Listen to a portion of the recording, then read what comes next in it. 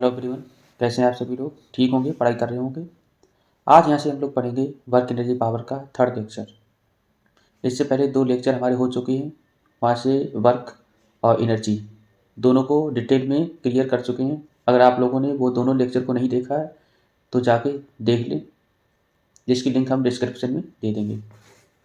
ठीक है, तो चलिए स्टार्ट करते हैं। पावर, तो जैसा कि आप लोगों ने सुना होगा पावर, तो पावर जो है उसको हम पढ़ेंगे रेट ऑफ डूइंग वर्क, मतलब आपके अंदर कार्य करने की क्षमता कितनी है, उसी को हम क्या पढ़ेंगे? पावर।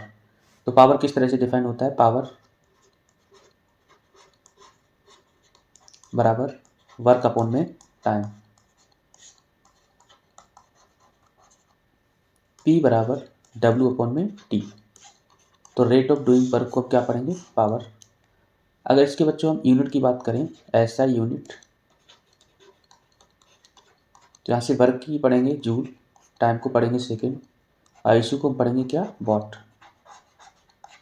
तो ऐसा यूनिट जो बनेगी पावर की वो क्या होगी? वाट। अदर यूनिट में अच्छा जो वॉट है ये कहेंगे कि हमारी बहुत छोटी यूनिट होती है, स्मॉलर यूनिट। तो इनसे बड़ी यूनिट क्या बनेगी? अदर यूनिट, जैसे मान के चलो मेगावाट।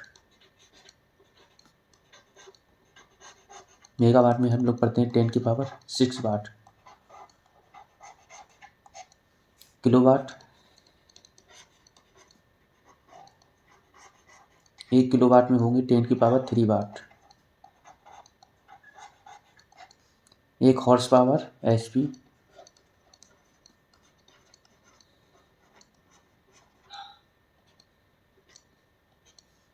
तो 1 HP में जो होंगे उसमें होंगे 746 वाट। तो अलग अलग यूनिट होंगी किसकी? पावर की, वाट के अलावा। ठीक। अब यहाँ से जो पावर है वो हमारा क्या है? Rate of doing work. तो वर्क को हम क्या लिख सकते हैं? एनर्जी के बराबर भी लिख सकते हैं। तो हम इसको ये भी लिख सकते हैं आसानी से। अब बच्चों जो पावर कंज्यूम होती है, सॉरी जो एनर्जी कंज्यूम होगी, तो यहाँ पर एक एनर्जी आएगी commercial unit of electric energy. उसके बारे में हम लोग पढ़ लेते हैं।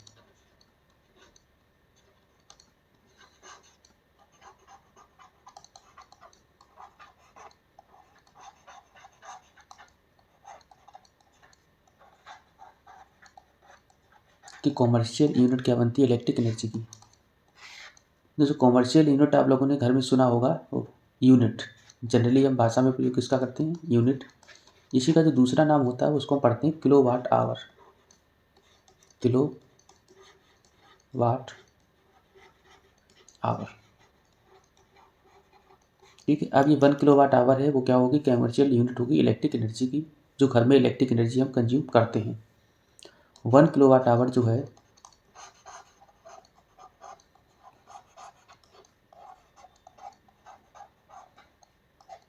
वो होगा 3.6 इंटू 10⁶ जूल।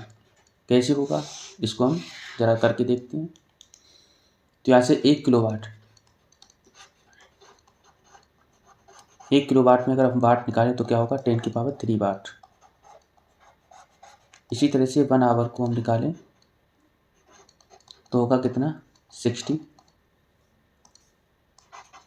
तो 1 घंटे में 60 सेकेंड, 60 मिनट, और 1 मिनट में 60 सेकेंड। ठीक है, तो ये सेकेंड में कन्वर्ट कर लो। तो यहाँ से 1 किलोवाट आवर किसके बराबर बनेगा?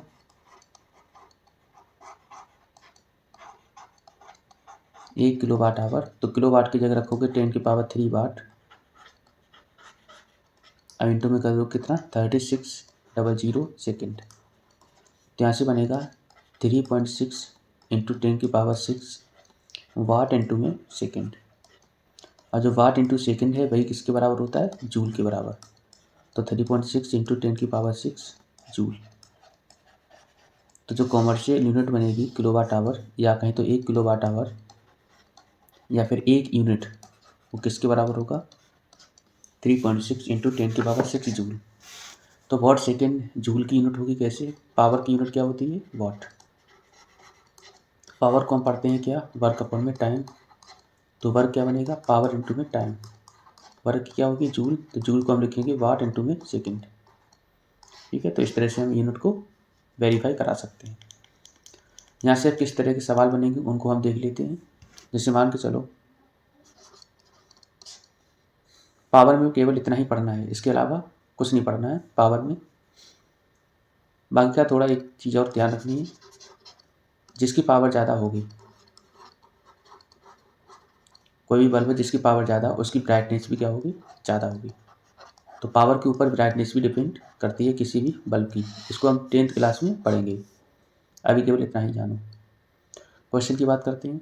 जैसे मान के चलो, अच्छा यहाँ पर अगर मान के चलो कॉस्ट निकालनी है, कॉस्ट अगर फाइंड करनी है तो कॉस्ट के लिए क्या करोगे, जो भी यूनिट बनेगी और यूनिट में मल्टीप्लाई कर दोगे रेट से, तो यहाँ पर टोटल जो कॉस्ट आएगी वो आ जाएगी रुपए में। ठीक, तो इसी के ऊपर सवाल रहेंगे, जो सवाल बनते हैं पेपर में। मान लिया हमने कि Meena used a washing machine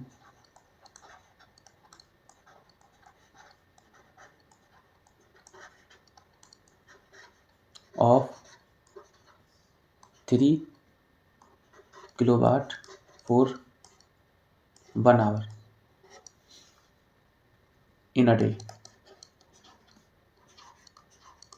Find cost of electric energy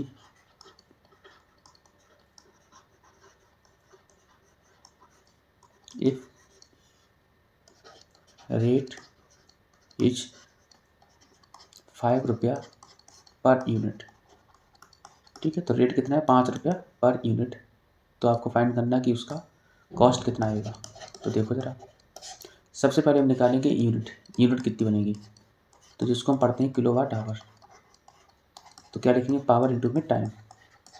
power है कितना, तो किलोवाट में देखेंगे 3 किलोवाट, तो 3 किलोवाट इंटू में टाइम दे रखा 1 आवर, तो यहाँ से हो जाएगा 3 यूनिट। एक दिन प्रयोग कर रहा है, एक से मल्टीप्लाई करेंगे, 1 घंटे प्रयोग कर रहा है तो 3 यूनिट एक दिन में बनेंगे इन अ डे। तो यहाँ से जो कॉस्ट आएगी, कॉस्ट वो क्या बनेगी, 5 रुपया, अब इंटू में 3 यूनिट बराबर 15 रुपया। तो एक दिन में जो कॉस्ट बनेगी वो क्या बनेगी, 15 रुपये। अब भाई अगर महीने की पूछ रही है तो 30 से मल्टीप्लाई कर देंगे तो 450 आ जाएगी।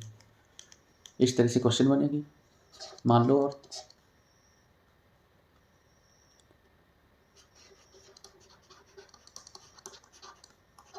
एक सवाल और कर लेते हैं।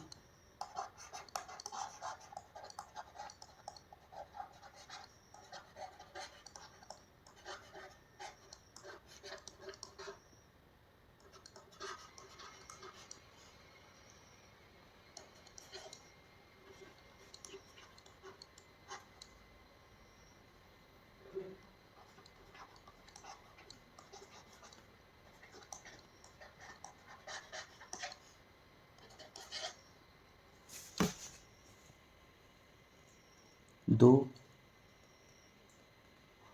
Heater of 1 kilowatt, 1 washing machine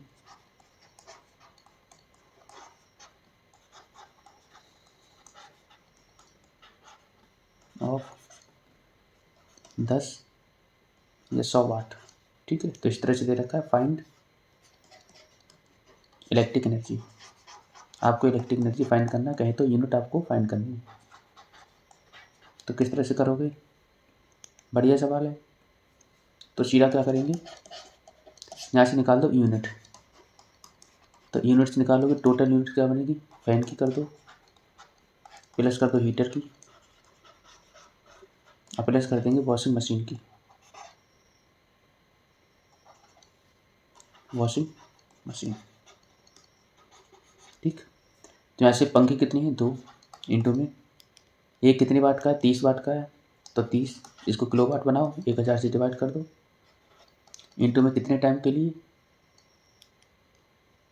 एक दिन, या मान लो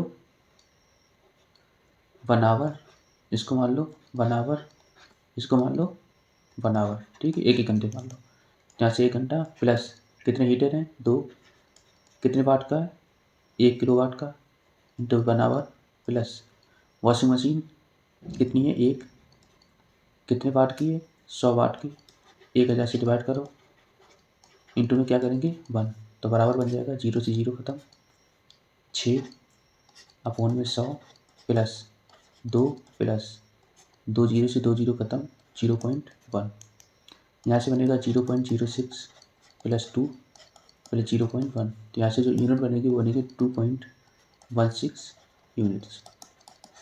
ठीक है, तो इस तरह से इलेक्ट्रिक एनर्जी आराम से फाइंड कर लेंगे। तो पावर से केवल इतने ही सवाल बनेंगे आपके। तो ये छोटा सा लेक्चर था पावर के ऊपर।